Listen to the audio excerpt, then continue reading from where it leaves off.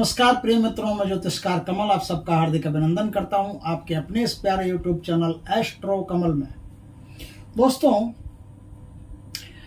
आज मैं एक ऐसी काल ज्ञान साधना के बारे में बात कर रहा हूं जो यदि आपने संपन्न कर ली तो सिर्फ इतना ही नहीं कि तुम्हारी जेब में नोट कितने हैं, तुम्हारी जेब के नोट का नंबर क्या है, तुम्हारे मोबाइल का नंबर क्या है, ये तो मामूली चीजें हैं। ये तो एक साधारण भूत ही बता देता है। यदि आपने भूत की सिद्धि कर ली हो तो ये छोटी मोटी बातें तो वो भी बता देता है। आप पिछले जन्म में क्या थे, आप पिछले जन्म में क्या क्या पाप करके आए हैं, क्या क्या पुण्य करके आए हैं, कौन कौन सी संपदा कमा कमा के कहां कहां आपने दफन की है, किस किस को दे रखा है, वो इस जन्म में क्या क्या बना हुआ है, उसके साथ कैसा संबंध है। मजा तो तब है जब ऐसी बातें बता दी जाए। आप अगले जन्म में क्या बनोगे, किसके घर में पैदा होगे, आपका हालात कैसा रहेगा, आप अपने हालात को क्या सुधार सकते हो या नहीं सुधार सकते, आप पर देवताओं की कृपा रहेगी या नहीं रहेगी, कौन से देवता की सबसे ज्यादा कृपा आप पर है।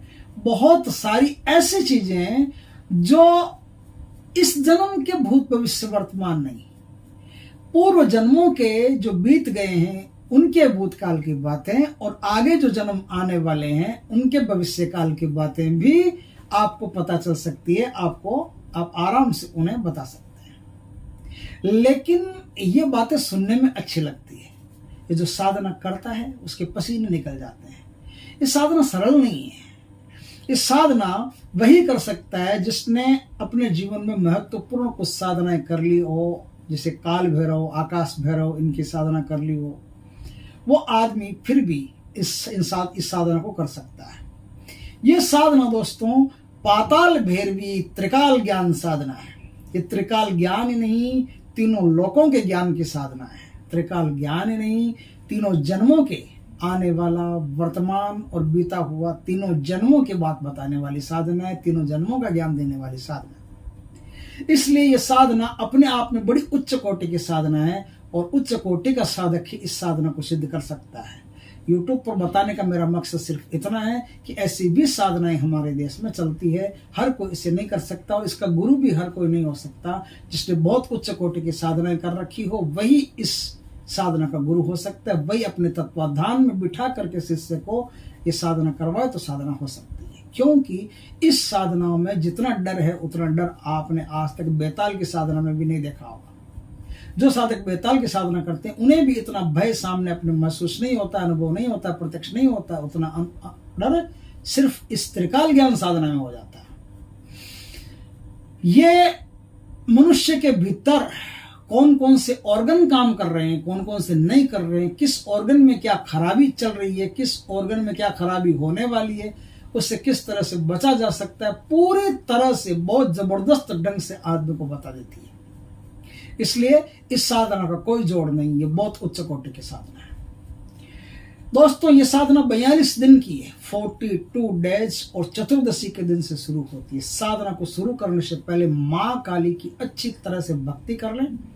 भक्ति करके माँ काली की अच्छी तरह से पूजा करके भगवान शिव, महाकाल और महाकाली से पाताल भैरवी त्रिकाल ज्ञान साधना की सिद्धि और माँ की प्रसन्नता मांग लें। आपने वहां मांग ली, ये निवेदन आपने कर दिया, ये अनुमति आपने प्राप्त कर ली, तो आपने आधा काम कर लिया। अब आधे काम की तरफ चलते हैं। साधना शमशान में होती है, घर में नहीं होती। शमशान में या फिर ऐसा स्थान जो वीराना हो, जहाँ कोई भी आता जाता नहीं, जहाँ जंगल हो, घनघोर जंगल हो, जहाँ सिर्फ जंगली जानवरों के अलावा और कुछ नहीं हो और जंगली जानवर भी नहीं हो, ऐसा कोई जंगल हो तो सबसे बढ़िया। और या कोई मरुस्थल हो ऐसा जहाँ कोई भी पेड़ पाड़ हो ही नहीं दूर दूर तक, ऐसा कोई स्थान, वहां इस साधना को एकांत में किया जा सकता है। 41 दिन की साधना दक्षिण दिशा की तरफ मुख रख करके आपको चिता भस्म जो होती है ना, चिता भस्म ला करके उसका आसन बना करके उस आसन पर विराजमान होकर के, उस आसन पर काला वस्त्र बिछा करके या फिर काला आसन बिछा करके उनका उस पर विराजमान होकर के आपको ये साधना करनी पड़ती है। साधना करने से पहले अपने सामने काला वस्त्र और बिछा लें। उस काले वस्त्र पर माँ के लिए जो भोग प्रसाद आप चढ़ाएंगे वो रखें। माँ काली की तस्वीर रखते हो तो सबसे बढ़िया है। माँ काली की तस्वीर रख करके आप इस साधना कर सकते हैं। इसमें भी तेल का दीपक होगा, और कई बार तो इसमें जो साधक होते हैं वो चर्बी का दीपक करते हैं, लेकिन आप तेल का कर दोगे तो भी चलेगा। मीठे तेल का दीपक होगा, तिल के तेल का दीपक जला करके, लोबान की धूप जला करके, माँ को प्रसाद भोग चढ़ा करके फिर इस साधना को शुरू करना पड़ता है। साधना में काली कवच अच्छी तरह से पहले सिद्ध कर लेना, काली कवच सिद्ध करके वो काली कवच लगा करके ही साधना करना, ऐसे मत करना। क्योंकि पाताल भैरवी की मूल साधना है, उसमें ज्यादातर कवच की आवश्यकता नहीं। वो कहती है कि कवच की जरूरत नहीं, तुमको डराऊंगी मैं और तुमको डरना है, लेकिन इसमें कवच की आवश्यकता है। क्योंकि त्रिकाल ज्ञान में क्या होता है कि माँ की शक्ति जो आपको प्राप्त होती है, उससे पहले योगिनियों की शक्ति, उससे पहले प्रेतनियों की शक्ति, उससे पहले प्रेतों की शक्ति, ये आपको डिस्टर्ब करने भी आती है। तो डिस्टर्ब करने आती है ना, तो उस समय आपके पास है ना, माँ पाताल भैरवी के अलावा और कोई भी आए वो आपको टच नहीं करे, इसलिए आपके पास ये कवच होना जरूरी है। तो माँ काली का कवच ये अच्छी तरह से आप सिद्ध करके फिर अपने पास रखें, फिर इस साधना को करें। साधना में वही भोग लगेगा, उबले हुए चावल जिसमें घी और मीठा मिला करके माँ को भोग लगाना पड़ेगा। मांस चढ़ाना पड़ेगा। मांस यदि आप शाकाहारी आदमी है, मांस नहीं चढ़ाते तो ग्वार पाटे का गुदा जो होता है, वो ग्वार पाटे का गुदा मांस के रूप में चढ़ाना पड़ेगा। और एक चीज हो गई मांस, एक चीज हो गई मीठा चावल, ये आपको चढ़ाना पड़ेगा। और भी कोई मिष्ठान वगैरह चढ़ाना चाहो तो आप चढ़ा सकते हो। मांस, मीठा चावल और भी कोई मीठा मिष्ठान वगैरह ला कर चढ़ाना चाहो तो वो भी चढ़ा सकते हो। मांस की जरूरी नहीं है।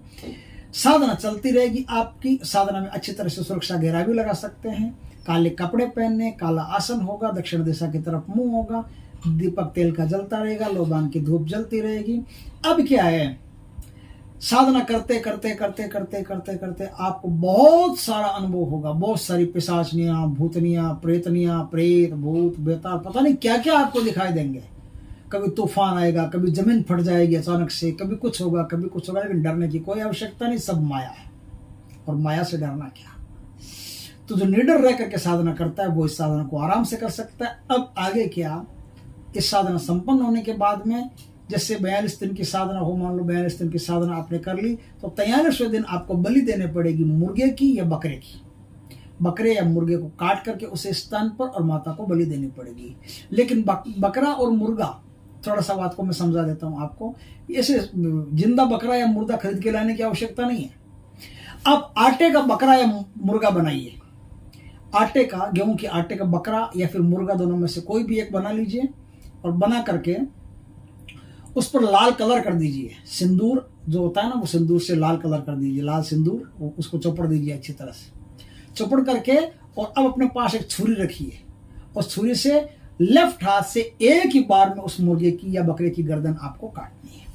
यह आपकी बलि हो गई। उसके बाद में एक नींबू को फाड़ करके, मतलब काट करके 2 टुकड़े करके वो दोनों नींबू उस पर निचोड़ दीजिए। आपकी बलि पूर्ण हुई और बलि का आपको कोई भी अन्य बलि देने की आवश्यकता नहीं है। किसी पशु का वध करने की जरूरत नहीं, किसी पक्षी का वध करने की जरूरत नहीं। इस प्रकार से बलि दोगे पूरी तरह से मान्य होगी और माँ पाताल भैरवी आप पर प्रसन्न होकर के आपको अपना काल ज्ञान की जो शक्ति है वो शक्ति आपको प्रदान कर देगी। इस प्रकार से बहुत उच्च कोटि की साधना है। इसमें जो मंत्र काम आएगा, मंत्र बता देता हूँ आपको। ओम पाताल भैरवी त्रिकाल कल्प तरु स्वाहा। इस मंत्र से आप साधना करके साधना की सिद्धि को अर्जित कर सकते हैं और एक बहुत उच्च कोटि के साधक आप बन सकते हैं। दोस्तों, वीडियो अच्छा लगे तो लाइक करना, कमेंट करना, शेयर करना। यदि पहली बार हमारे चैनल पर आए, चैनल को सब्सक्राइब करना, पास में जो बेल आइकन का बटन है वो दबा देना, ताकि हमारी ज्ञानवर्धक जानकारीपूर्ण वीडियो सबसे पहले आपके पास आ सके। जय श्री कृष्ण दोस्तों।